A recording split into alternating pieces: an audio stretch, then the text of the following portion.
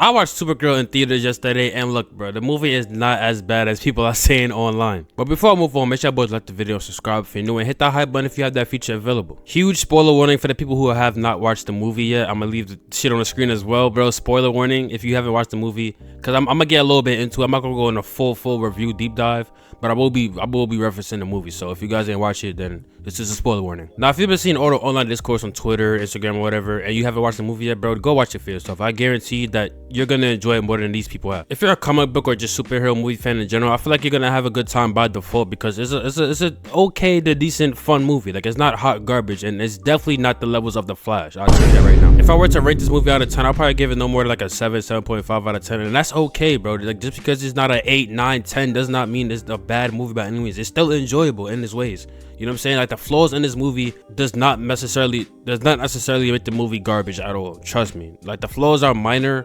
noticeable, but it does not determine the entire movie and the way it's rated, in my opinion. Not every movie is going to be an Avengers Infinity War, an Avengers Endgame, a Captain America Civil War. You know, you feel what I'm saying? Like, not every movie is going to be that high level, because we're going to have some in-betweens, and just because it's an in-between movie as a 6, more so like a 7 out of 10, you know what I'm saying, doesn't mean it's a terrible movie. Like I said, we've had a lot of terrible movies, yo. Like, I just want to remind you, we had movies like, I didn't even watch it, but we had movies like Craven, Madam Web. I'm pretty sure a lot of people forgot about that shit. We got shit like Morbius, Batman vs Superman. Like, let's not forget what a bad comic book movie really looks like. And a lot of people might argue Batman vs Superman, but I genuinely did not enjoy that movie. Now, as far as the portrayals with every character, man, there was really no misses for me.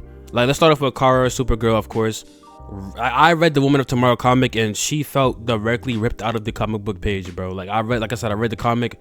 She was really, like, you know, she had like a bit of an attitude. She cursed a whole lot. She was drunk. Like, she played that shit to a T, bro. Like, it felt like I was looking at Kara move from the comic page. So she did a fantastic job. You know what I'm saying? No misses for me. Like, I don't really necessarily see any flaws in her portrayal. The emotional, impactful scenes were really good. You know what I'm saying? The scenes where she was obviously mostly drunk for the movie. You know what I'm saying? Her intensity, her fighting, I loved it all. Ruthie, she's also ripped out of the comic page. I was actually like kind of worried about her portrayal and her acting ability, because I think I heard that this was her first film, like her first big film. So I was kind of worried. I'm like, maybe her acting might not be as impactful. I might not feel or emotionally connected, but she was really good. I really did enjoy Ruthie, and I thought she was gonna be one of those annoying ass kids too. But like I said, she really portrayed Ruthie really well.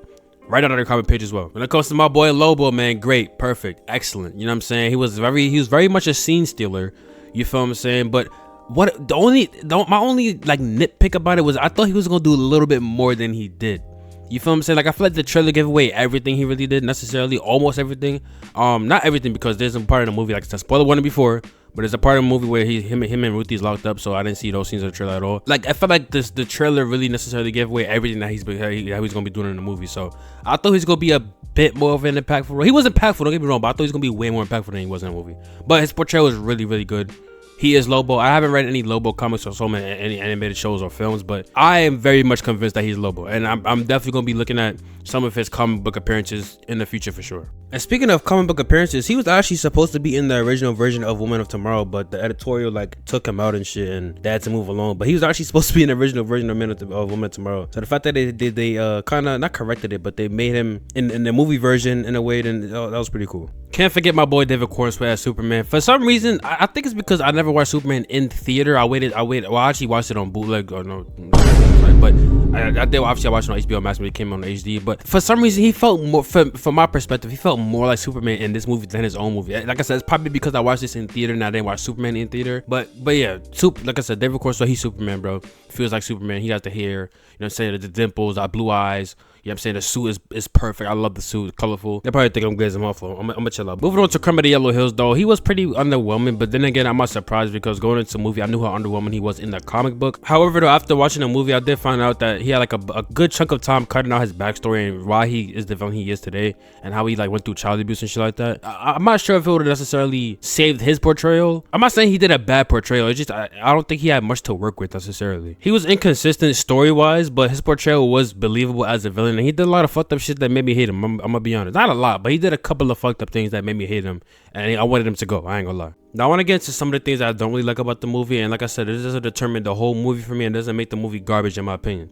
But one thing one of the things I don't like about the movie is the fact that we haven't really seen much of Lobo's abilities, because we know that he's immortal, but they didn't show why or how he's immortal, right? Because Supergirl Kara, when they met Lobo, when they saw Lobo in the bar with Ruthie, she explained, like, not his backstory, but they basically explained the type of dude he is. You know what I'm saying? He collects bounties, he's immortal and shit like that, he's the last of his kind. But they didn't necessarily show him, like, his immortal traits, if you will. You know what I'm saying? Like he didn't get stabbed up and he formed his body back from one drop of blood, because that's something he could do. But I know we're gonna get more from him in the future, but I feel like if we're gonna introduce a character like this, you have to, like, not show it all, but show, like, his base abilities. They only showed, like, his combat, you know what I'm saying? They showed more his personality than his abilities. I feel like you gotta go hand in hand, you know what I'm saying? I kind of feel like Superman handled their side characters way better, because, like, at least we saw most of their abilities, especially Mr. Terrific, but we saw more from those side characters more than, I feel like Lobo was really the only side character. Yeah, he was really the only side character with abilities, like, in the movie. So I feel like we could have expanded way more on him. But I don't know, different. I'm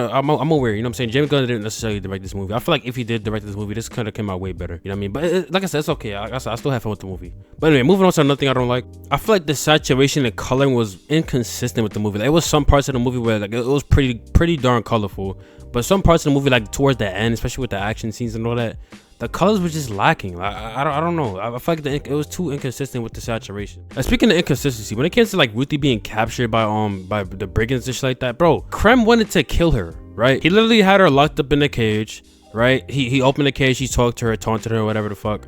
Ruthie spits in his face. He closes the cage and tells one of the guards, oh, she dies by tonight. Why? What were you doing so important that you couldn't kill her right then and there? And if he was doing something important, I feel like the movie should have expanded on that. Like, if he wasn't doing anything necessarily important, he could have killed her right then and there. And even before he captured her, he could have killed her right then and there as well. Like, what are you capturing her for? Well, you could have just killed her when you got to her. Like, I don't like, because when he did get to her, Supergirl was on a planet with the green sun, and she was obviously getting kryptonite radiation. So Ruthie went to get some water to help out Kara, and that's where she got captured by the brigands, or really captured by Krem. Like, she could have died right then and there, but I don't know why he captured her. Now, another thing I didn't necessarily like about the movie was kind of like the lack of us seeing the action, because there was two different moments in the movie, one in the beginning and one in the end, where Ruthie, she's like, with the cameras on Ruthie, and we're just looking at her reactions to, like, Kara fighting a bunch of people at the same time. I wish he more so saw the action itself instead of just seeing Ruthie's perspective of watching it. Especially when it came to the end, bro. Like, she was going crazy, lasering a bunch of people, lasering all the vehicles and shit like that. But we just saw, like, the camera was just panning around Ruthie in a 360. And we just saw Kara in, like, flashes of shots. Now, that might be a budgeting thing, so if that is, then it's fine. Like I said, these little flaws that I have doesn't make the movie completely garbage to me, in my opinion. Now, more so about the end of the movie, I feel like the action could have been a little bit better. But more so, the setting was very dull and bland. Like, I feel like the setting could have been way better, bro. Especially if you compare it to the comics. But the comics, that version of the fight in the comics was way more colorful, bro. And like I said before, I wish you actually saw Supergirl more in action rather than just having the camera pan around Ruthie in the 360 with her watching Supergirl go crazy. Or not really watching, because she probably can't even see her because she moves so fast. But you get what I mean. But moving on to the things that I do like about the movie, like I said before, I can't emphasize this enough. I love the portrayals in this movie, especially when it comes to Millie Alcock's Supergirl, bro. Like I said before, she's ripped right out of the page, bro. Like, she plays Kara from Woman of Tomorrow to a T with that specific version of Kara. Like I said, I love how they went through this route, because in this version of the DC, bro, you have to kind of differentiate Kara and Clark. You can't just have Kara just be the literal female version of her. Like, there's no dynamic there. They already have the same abilities. If they had the same personality, they would just be the same person, just different genders. I was worried about the actor for Ruthie coming into the movie, but she definitely played a great role. Like I said, Lobo was a scene stealer. Shout out to Jason Momoa. He is Lobo. He did a great job playing him. Krem, he did a good job. He was believable, but he was just underwhelming because the character himself really is underwhelming. But all in total, I love the portrayal. The acting is not an issue in this movie at all. So if you guys was wondering, oh, what about the acting is great. You don't have to worry about that at all. So yeah, the story is an easy story to follow. It may have some plot holes in it, but it does not just fuck up the story at total. The story is easy. It's an easy plot to follow. The story doesn't necessarily revolve around Crypto, but he's one of the main focal points, because this whole journey is to get the antidote to save Crypto. But it also goes deeper. It basically goes into Kara's trauma and how she deals with her trauma and how she tries to easily escape it, but she learns that that's not the easy way out. Just like in parallel to when Ruthie tries to get revenge on her when Krem killed her parents, but killing him isn't the easy way out. You got to deal with that in a different way. So it kind of goes they go on parallel journeys here. The movie does take a lot of inspiration from the comics. I thought it was gonna be 1-to-1, but it really isn't necessarily 1-to-1. However, one thing that they changed that I noticed was the fact that Crypto in the comics wasn't necessarily hurt. Kara just wanted to go on a journey with Ruthie to teach her about the lesson of revenge and how it's not worth it. But in this movie, like, Crypto was actually genuinely hurt and they had to get an antidote. I think the change was good necessarily for the movie for casual audiences, because I don't think the casual audiences would have really liked that.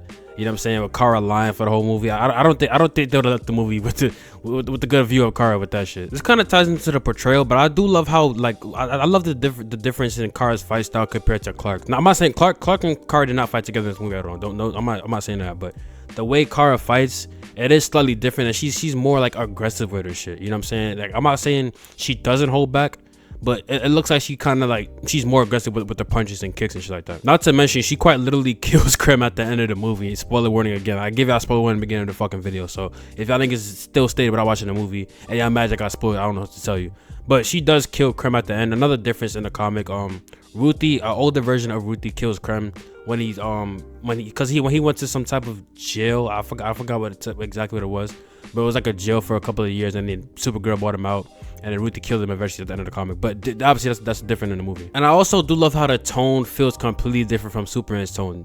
You literally felt the hope in your soul when you watched Superman 2025, but this one, it wasn't much hope throughout the course of the film. You definitely felt the trauma that she was going through. You know what I'm saying? You just felt. I feel like they put you in Supergirl's shoes, and you really felt that while watching this movie. You know what I'm saying? So I do like how the DC was doing these tones so far. You know what I'm saying? Like, Clayface is in the future. I will be watching that. I'm not a horror film nigga, but it's comic book related, so I gotta go see that. And I'm pretty sure my ass gonna be scared that whole fucking movie. But yeah, man, I don't want to make the video too long. I know I didn't go too in depth into the movie, but I'll give y'all some pointers on how I felt. You know what I'm saying? I give y'all the shit I didn't like. I give y'all shit I did like. It's not a terrible movie, bro. Like please, I advise y'all, bro. Like, do not just like look at somebody's opinion online, even if it's good or bad, and just run with it, bro. At least watch the movie for yourself to create your own opinion. Please, like, stop being a follower, bro. It's not hard to look at something for yourself and form your own opinion. Well, apparently it is fucking hard for most of y'all people, because y'all just run with other people's opinion anyway. But yeah, man, like I said, but the movie's not bad by any means.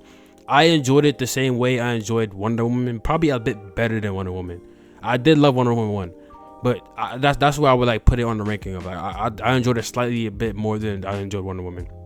But like I said, bro, I rate the film like a 7 out of 10, 7.5 at most. It's not the best. It's not Avengers Infinity War, and it's not no damn Madam Web level either. So don't get shit twisted. It's like a little bit leaning towards. I'm not gonna say directly in between, because that's basically a 5. But like I said, it's a 7 out of 10 in my opinion, bro. Go watch the movie if you want to form your own opinion. If you don't want to watch the movie, that's fine. But don't act like you know if the movie is ass or not because you like. No, don't do that. But anyway, man, let me know in the comments if y'all watched it. Let me know how y'all messed with the movie. It's okay if you disagree with me. It's whatever. I don't care. I know I enjoyed the movie. You know what I'm saying? But I'm gonna catch you on this video, man. I know I ain't uploaded in a while. I do have another channel that I work on. I'm gonna leave it in the description below.